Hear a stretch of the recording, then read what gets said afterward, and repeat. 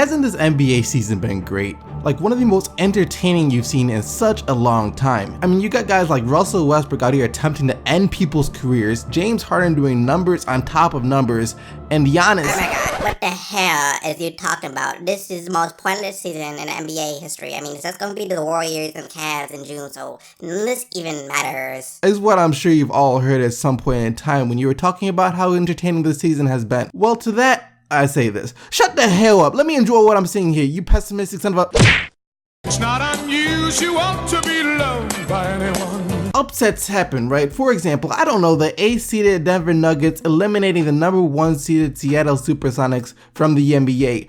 I mean the NBA playoffs in 1994, back when they still had the best of 5 series. I mean, the Sonics had Gary Payton and Sean Kemp and were by far the favorites to win over the Dikembe Mutombo and the Denver Nuggets. And for the first couple of games, it looked like that was going to be true. The Sonics took an early 2-0 lead in the season series, which in today's NBA is about the equivalent of being up 3-0. Well, the Seattle Supersonics will wind up losing the next 3 games in a row to the 8th seeded Denver Nuggets.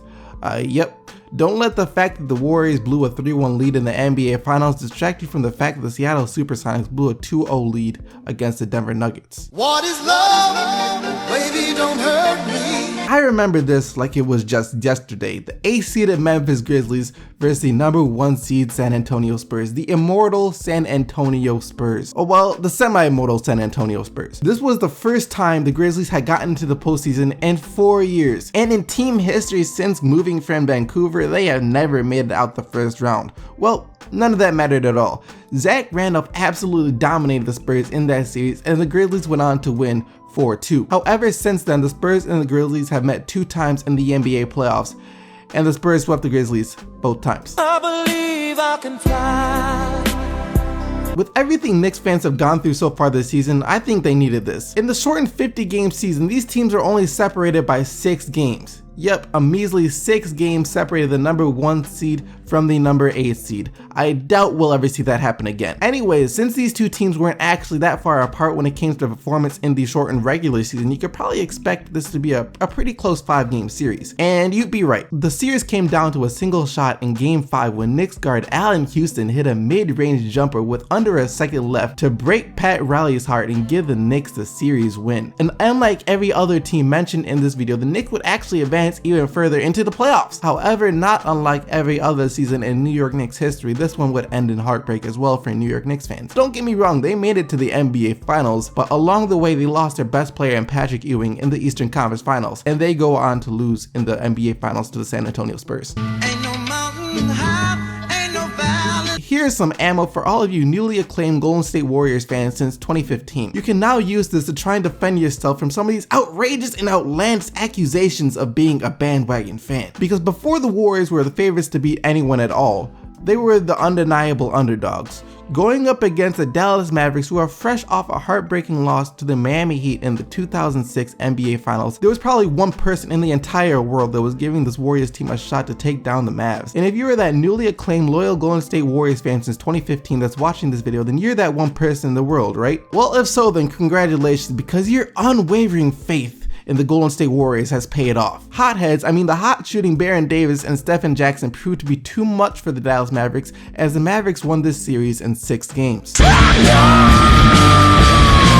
This one is really the only one with an asterisk next to it. And if you're a Bulls fan, this is probably going to be painful to bring up. Going into this season, there was probably absolutely zero chance for the 76ers to actually pull off an upset over a healthy Chicago Bulls team. I mean, they had an MVP Derrick Rose, you had Joakim Noah, you had all this great talent on Chicago Bulls. There was supposed to be no way the Philadelphia 76ers would be able to beat a healthy Bulls team. But like I said, there would be no way a Philadelphia 76ers to beat a healthy Bulls team. Healthy. The Bulls couldn't remain healthy. The Sixers remained healthy.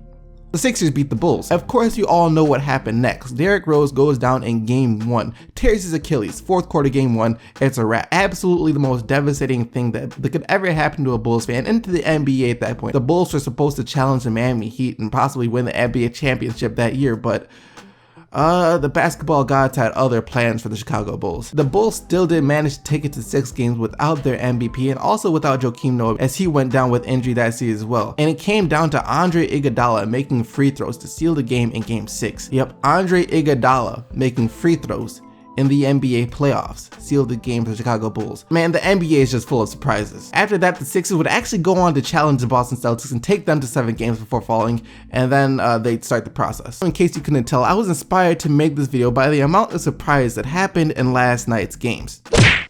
Kevin Durant scores 27 points. Stephen Curry almost has a triple-double of 21 points, 10 rebounds, 8 assists. Klay Thompson has 22 points. Going into this game, the Warriors were undefeated when all 3 of those players had at least 20 points. But unfortunately for them, their opponent was Dion Waiters, and we all know when it comes to playing against Dion Waiters, stats don't matter, records don't matter, nothing else matters. The only thing that matters is Dion Waiters is the greatest player in NBA history. Another 33-point game for Dion Waiters, including a game-winning 3-point shot. 33 points, 5 rebounds, 4 assists, 13 of 20 shooting from the field, and 6 of 8 shooting from 3. The Warriors may have upset the Mavericks back in 2017, but the Miami Heat have just done the same in 2017, 10 years later. You know, when Kyrie Irving goes off for 49 points, LeBron James records a triple-double, and even Kevin Love has a really good game too with 22 points, 16 rebounds, and 6 assists. And the Cavs are going against an Anthony Davis-less New Orleans Pelicans. The outcome of that game 99 times out of 100 will be the Cavs winning by 40+ points. You would think. The Cavs lost by 2. They were down by as many as 22 to the New Orleans Pelicans. They came back, but they came up short in their comeback. 122 to 124 is the final score. And with no Anthony Davis, Terrence Jones does his best Anthony Davis impersonation and does a fantastic job of it. 36 points, 11 rebounds, and 3 blocks for Terrence Jones, and 33 points and 10 assists for Jrue Holiday. Like I said, the NBA is just full of surprises. But the surprises don't stop there. Oh no, the New York Knicks get a win on national TV. See, going into this game, I was like, why would you put this on national TV? Let the New York Knicks suffer in peace. But they wound up winning over the Indiana Pacers in a close game. If the Knicks lost this game, I honestly don't know what would go on, because I don't think the fan base or the organization as a whole could suffer another heartbreaking loss. 109 to 103 was the final score. Carmelo Anthony, 26 points, 20 points and 6 assists from Derrick Rose, and the New York Knicks get the much needed win.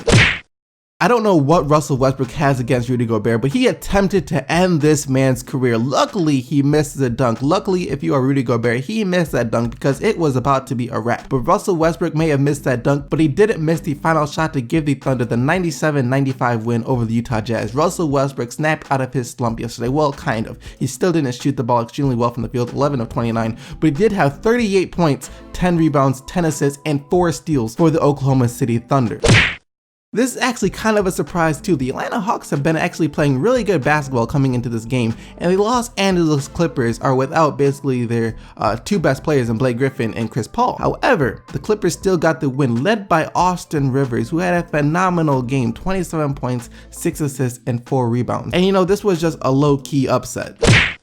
Well, it had to happen sooner or later. The Milwaukee Bucks had lost, like 5 in a row coming into this game? Well, they beat the Houston Rockets 127 to 114 in the rematch of Giannis Antetokounmpo versus James Harden, 2 of the most phenomenal players so far this season. Giannis had another light work monster game. You know, only 31 points, 7 rebounds, 3 assists, and 4 blocks for the night. You know, just something light for Giannis Antetokounmpo. And then Jabari Parker, his partner in crime, also had another good game after being reinserted into the starting lineup. 28 points, 8 rebounds, 7 assists, and 3 steals for Jabari. And James Harden, he led the Houston Rockets with 26 points, 12 assists, 9 rebounds, and 4 steals.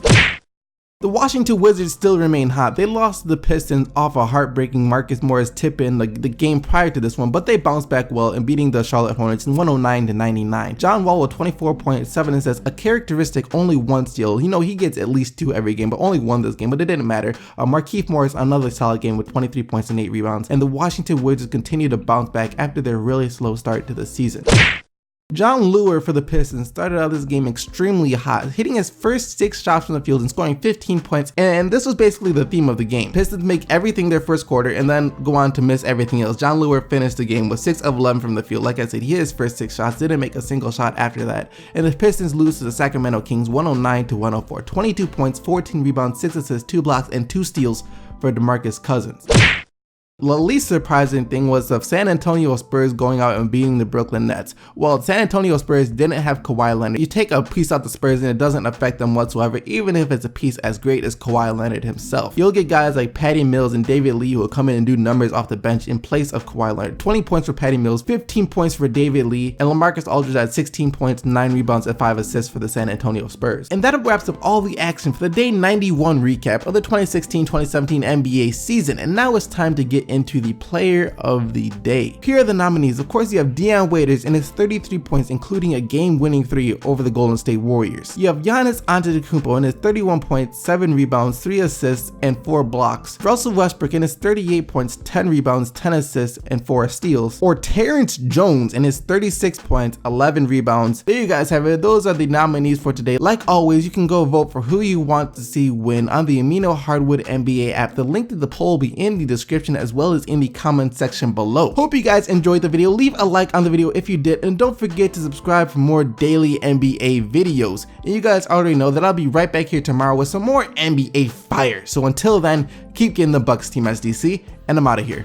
Peace.